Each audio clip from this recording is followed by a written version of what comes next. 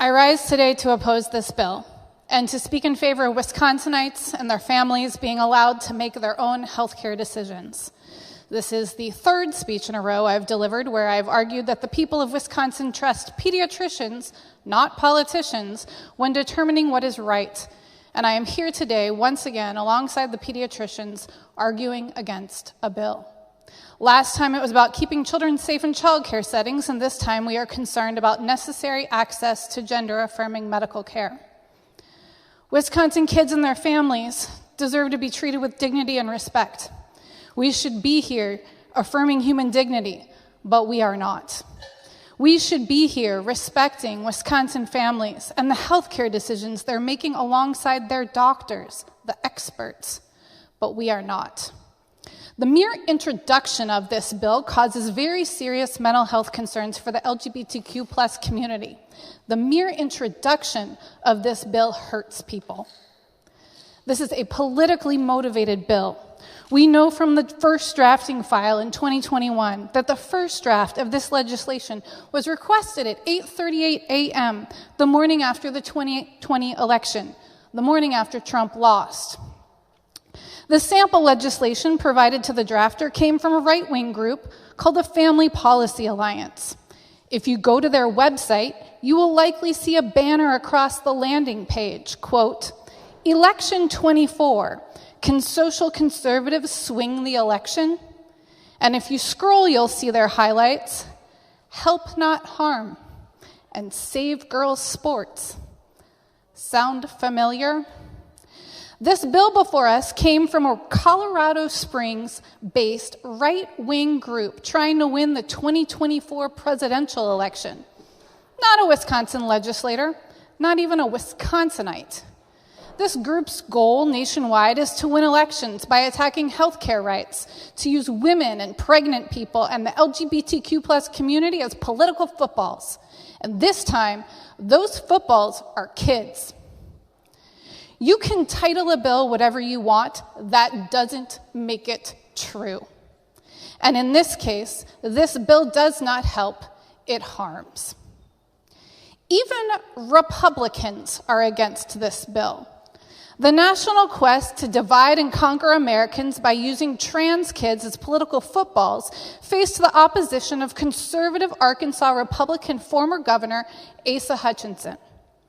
He's quoted as opposing this legislation because, and I quote, "If the bill becomes law, then we are creating new standards of legislative interference with physicians and parents as they deal with some of the most complex and sensitive matters involving young people." And he goes on to state, "The bill is overbroad, extreme, and does not grandfather those young people currently under hormone treatment." Conservative Republican former Governor Asa Hutchinson vetoed similar legislation. And here's the thing. The political ambition of your own party isn't something you should be willing to put above the health and safety of your state's kids. The political ambition of your own party isn't something you should be willing to put above the health and safety of your state's kids. You're probably going to hear a bunch of very strange arguments today, Mr. Speaker. We know from leaked emails from legislators in South Dakota that those Republican legislators, when they were introducing similar legislation, knew they had some problems. These emails show us the Republican playbook for this legislation nationwide. Part of what we learned, Mr. Speaker, is that Republicans knew they'd be rightfully challenged on if this is constitutional, and they knew they'd be rightfully challenged on the fact that gender-affirming care does, in fact, reduce loss of precious human life to suicide. I mentioned earlier that the mere introduction of legislation like this is seriously detrimental to the mental health of the LGBTQ+ community. On the flip side, gender-affirming care reduces suicide rates. And the reporting from South Dakota was that Republican legislators there met and brainstormed how to distract people from this fact. They didn't dispute the facts, they brainstormed how to distract people from the facts. And as we heard in committee, And as we have heard here today, Mr. Speaker, Republicans can't dispute the facts, so instead, they'll try to distract us from them. Every major medical and mental health organization supports access to gender-affirming support and care for transgender young people and adults. This includes the Children's Hospital of Wisconsin, the Medical College of Wisconsin, the Wisconsin Medical Society, the Wisconsin section of the American College of OBGYNs, the Wisconsin chapter of the American Academy of Pediatrics, Wisconsin Primary Healthcare Association, Wisconsin Psychological Association, Wisconsin Public Health Association, and the Wisconsin School Social Workers Association, the Wisconsin chapter of the National Association of Social Workers, Bell and Gunderson Health System, Marshfield Clinic Health System, Vivint Health, all registered in opposition to this bill. The people of Wisconsin trust pediatricians, not politicians, with their health care.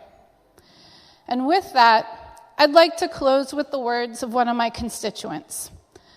I hope, Mr. Speaker, that this room is listening. This young girl's mother waited over 4 hours to speak in committee, but had to leave before this testimony could be delivered. And so, as their representative, the person charged with voting in their best interests here today, I'd like to stand here on this floor and share her words as my closing statement. Hi, I'm a trans girl living in Milwaukee. I'm 15, an identical triplet, and I am the one you are fighting against. I have lived the majority of my life in fear that the way I feel and express myself is going to be hidden forever, and that being myself is wrong and unforgivable. If you were to ask me in 2020 if I wanted to be a girl, I would tell you no, and then I would whisper to you secretly that I want nothing more. Because I only began my transition 2 years ago, I try my hardest to seek comfort in those I find close. I find it harder every day to believe that I can finally be me. I have spent years fighting depression and dark thoughts that someday some sort of law or bill would be passed in Wisconsin that would tear down all of the progress that has been made by my community over the past few decades. I have struggled with depression and suicidal thoughts for a long time, and I know of many others that feel the same. Over 1.8 million kids, such as myself, considered suicide as a way out. And if you seriously think that taking away gender-affirming care for minors is going to fix that, you are sorely mistaken. Even in places I have been told are safe spaces, I have been harassed and ostracized because of the way I choose to express myself. Many of my friends and peers around me have struggled with bullying, harassment, and suicidal ideation, all because they couldn't express themselves freely and be the person they were meant to be. I know that a lot of queer people are struggling to find themselves right now, and that they are having difficulties discovering who they are. If gender-affirming care was not as accessible to minors as it is now, I know for a fact that countless lives would be lost because you thought that doctors and parents of children were hurting the children. If I had not been able to transition, I would most likely have been in a far worse state than I am now. And because of what has been available to me, I am able to freely express myself. If you vote for AB 465, you are endangering countless lives, as has already been shown by the number of suicides among transgender youth in less progressive states. Anyone who believes they are helping kids by approving this is wrong and will cause harm to countless children. Please, if you do really care about children, vote no to AB 465.